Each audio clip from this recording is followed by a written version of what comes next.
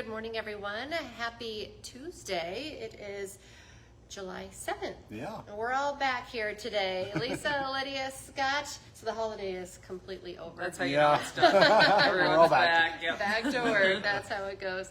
Of course, we're live on Facebook every weekday morning. Love it when you join us live. It stays on your feed throughout the day, so watch it whenever it works best for you, or check it out as a podcast. Just go to inform.com/podcast and look for the Inform Minute. Before we get to Lydia's forecast, it was a wild night. A lot of weather talk Lots about of weather talk last night. Kind of talk about what happened, and then we'll talk a little bit about what we can expect for tonight. Do you want to start with what we have, what Sure. we know so far? Yeah, so breaking news this morning, the National Weather Service is sending crews to Becker County specifically today to survey damage and determine whether a tornado actually did touch down there. The suspected tornado we're talking about hit the west side of Floyd Lake, just north of Detroit Lakes. There's lots of videos of damage and pictures of damage online. Yeah, really widespread. heartbreaking stuff. Yeah. Like tons of trees down, pontoons split. Just sad. Lots of damage. 2 people were hurt. They were taken to St. Mary's in DL. They are expected to recover. Becker County says crews are still assessing all the damage to the homes, buildings, trees, power lines. They are asking people to avoid the Floyd Lake area while emergency crews work. And they've also set up an emergency shelter at M State on Highway 34 for anybody that needs it. And that storm caused a lot of power outages in the region as well. Most of the outages are impacting customers of Wild Rice Electric Cooperative. At its peak, Wild Rice says nearly 3,700 people were without power. Most of those outages have been restored this morning. And there's also video of what appears to be a brief touchdown of a tornado near Lake Bronson. That's in Kitson County. And then there was also reports of another tornado in Becker County. That one about 3 miles northwest of Westbury.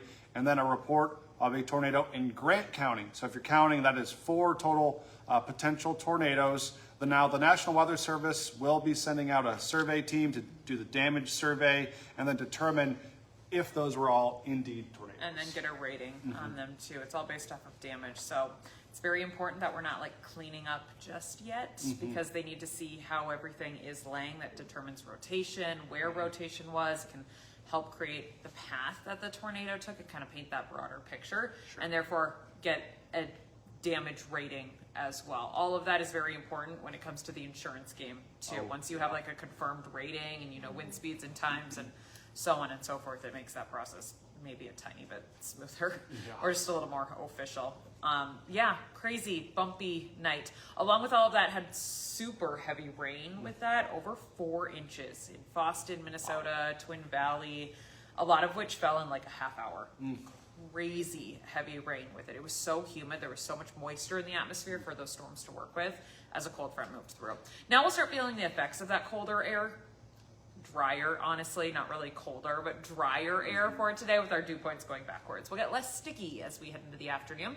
Scattered off and on thunder showers moving in from the west to the east. The severe chance again later tonight is actually down closer to the North Dakota-South Dakota border. I'd say anything along in South of I-94 or Highway 10 is going to be fair game for strong and severe storms. Starting like about a 6 o'clock time frame out west and then moving to the east and finishing up by about midnight tonight. The same game, heavy rain, flash flooding risk, tornadoes are possible, large hail and damaging wind gusts as well. So we'll watch for another round of severe storms. Temps today end up in the 70s to near 80 with a mostly cloudy sky, and again the dew points going backwards. Plain wind out of the northeast at 5 to 15. Tomorrow then we'll wake up with areas of clouds, maybe a lingering shower from that activity, but all the severe stuff should be well done by about midnight. And then we'll decrease the clouds, get more Wednesday afternoon sunshine. Wednesday, Thursday look like pretty decent days. I think less humidity, temps near 80, partly cloudy to mostly sunny skies, not a ton of wind.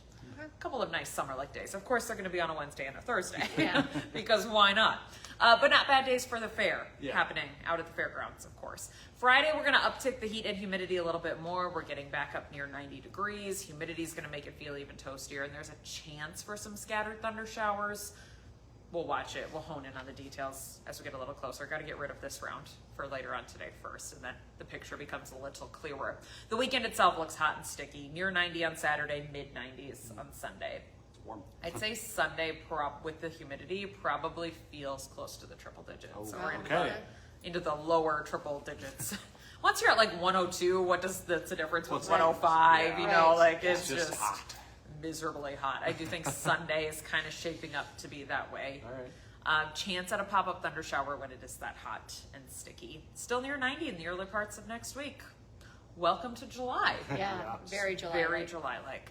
All right, we're going to keep an eye on severe weather throughout the day. You could get a thunder shower really at any point today, moving in from the west to the east, but it's later this evening, supper time and beyond, that we're watching for that severe threat. Okay. All right, I think that's all. Thanks, Lydia. Thank you. This is unrelated to weather, we assume, but about 1,700 people woke up without power this morning in Fargo, specifically South Fargo in the Davies High School neighborhood in that area. Cass County Electric had crews out there pretty much right away working to get the issue resolved. As of now, most of that power has been restored. There might still be a few houses without it or whatever, but mostly they've got that restored. There was about 1,700 people at one point, maybe even almost 1,800 that didn't have power. So we are still working to figure out what exactly caused it, but it sounds like they're on top of the issue. Yeah, a lot of people though without power Yeah. for a while there. Breaking news overnight, early this morning in East Grand Forks, firefighters battled a garage fire this morning. We talked to the East Grand Forks Fire Department. They tell us the call came in right around 5:30 this morning to a home on 5th Avenue Northeast. There are no reported injuries. Right now we are still working to find out the cause and to get a damage estimate. And a fire caused major damage to a popular bar in Morton, North Dakota. It happened yesterday afternoon. Smoke was seen coming from the upper level of the Antelope Creek Bar and Grill. A fire was discovered in the attic of the building, and then crews had to work in that near 90-degree heat to put it out. The Wyoming fire chief says that 4 firefighters had to be taken to a local hospital for heat exhaustion.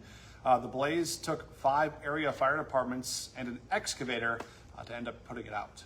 Today, the man accused in a deadly shooting in downtown Fargo last summer will make his first court appearance in Cass County.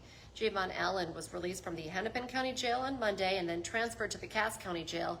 Police say he shot and killed Azim Holmes outside the District 64 nightclub on August 3rd. He is charged with murder, reckless endangerment, and aggravated assault.